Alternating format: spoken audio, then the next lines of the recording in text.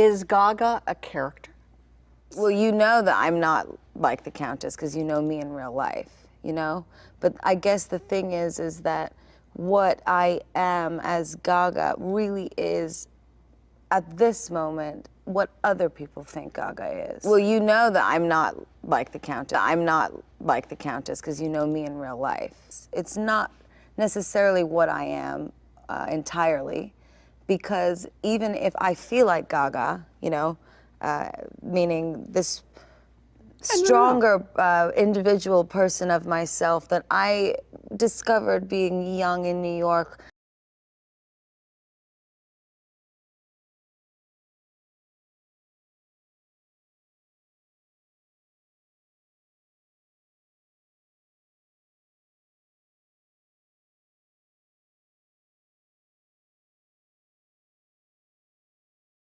I started to call myself Gaga after people called me Gaga, and it was the sort of nickname that I had for me at my best. But it's a bit of a creation, though, on some level. It is a bit of a creation, but I think actually at this point now, it's other people that have created, through what I have made, their perception of what Gaga is as a separate entity from me.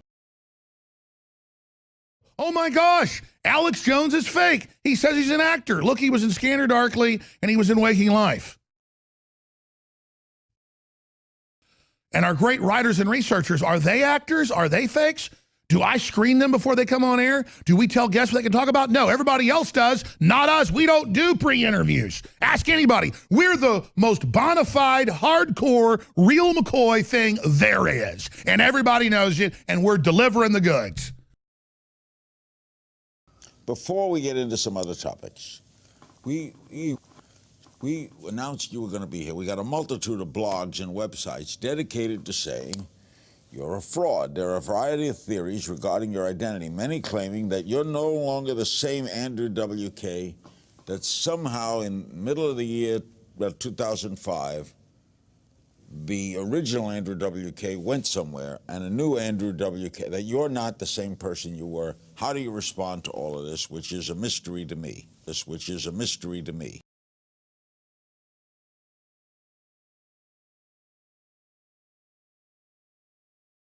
Before we get into some other topics, we announced you were going to be here. We got a multitude of blogs and websites dedicated to saying you're a fraud. There are a variety of theories regarding your identity, many claiming that you're no longer the same Andrew WK, that somehow in the middle of the year 2005, the original Andrew WK went somewhere and a new Andrew WK, that you're not the same person you were. How do you respond to all of this, which is a mystery to me?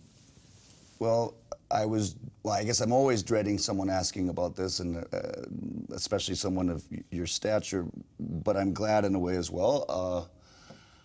I think these sorts of things, first of all, to anyone who's not familiar with me, why does it even matter? And it really doesn't, even if you are familiar with me, because what I hope people take away from me doesn't have to do with whether I even exist or not. What I hope people take away from me doesn't have to do with whether I even exist or not. For example, this is how I've thought about it to try to make myself feel better about these accusations. This is how I've thought about it to try to make myself feel better about these accusations.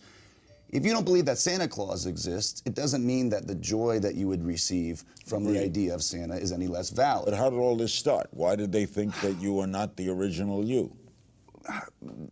For better or worse, some of this is based on some bits of truth, or facts rather. Some of this is based on bits of truth, or facts rather, and just in terms of... Well, I've said some things that would lead people to these sorts of conclusions that I'm not proud of having said, and decisions that I've made who to work with. So you created part of the problem? I added to it at one point, thinking that sort of by accepting it, it would deflect it.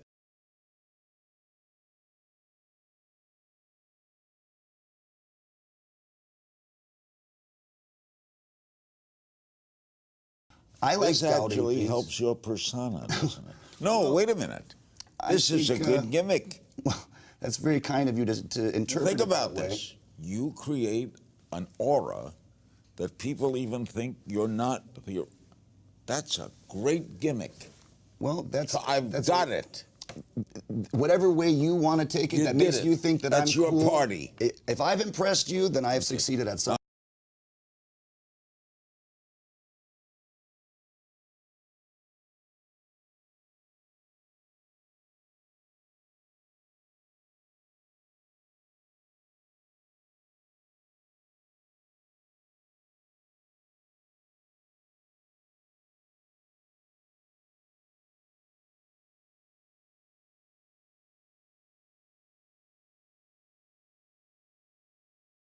I'm told to ask you, I have no idea what this means. Who is Steve Mike? That is the name of a group of people that helped me in my early stages, and I still work with some of them. They're a group? Yes, they go by a collective name. Steve Mike. Sounds like one person. It does, and it's a very bizarre and maybe a bit clumsy of a name, but this was their choice. And there are numerous fan pages saying you're a member of organizations like Illuminati, the Italian, the Freemasons, the Church of Scientology. Any of that true? I am not a member of any of those formally, no. I am not a member of any of those formally, no. I am not a member of any of those formally, no. How difficult was it over a period of 9 years to maintain that character, to stay in character? Oh, most difficult actually when I was talking to guests whose subjects I was really interested in, because he's willfully ignorant. He's not just ignorant, he's willfully ignorant.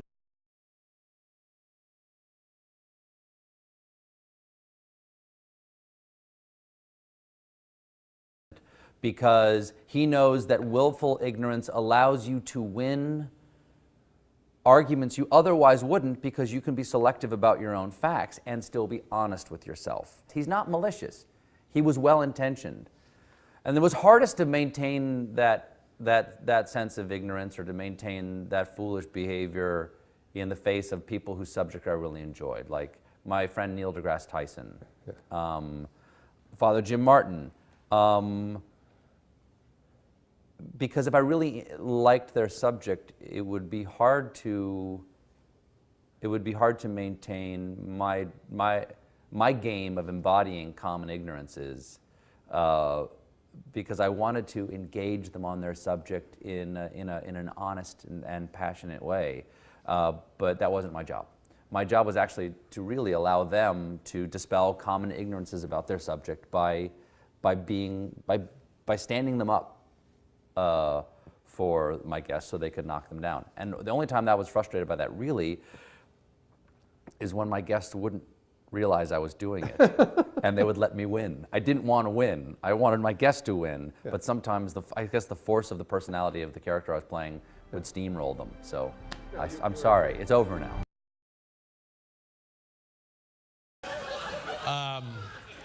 Now I heard that you were leaving acting.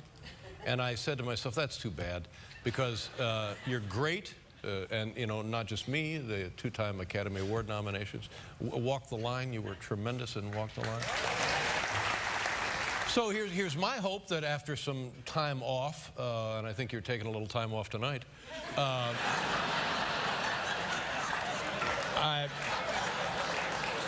I'm hopeful that you will reconsider and come back to acting, because you're just, nobody really better than you are. Oh, that's sweet. Thank you. Never say never, right? I don't know. You don't know what? I don't know if I don't know what'll happen. But you're not going to act anymore?